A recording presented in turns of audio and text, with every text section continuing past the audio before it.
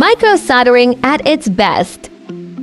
Soldering the pins of HDMI port.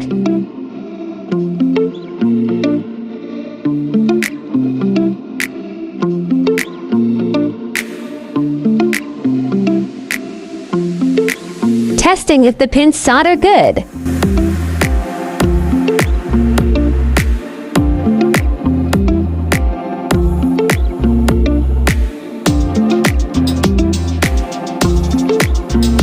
IC chip replace.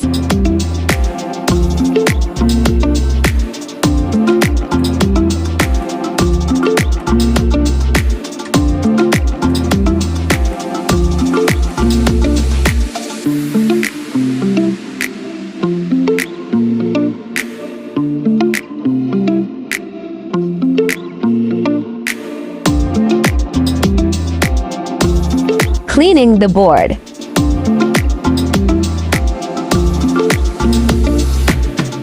Book your appointment now at TEAYO Games Repairs.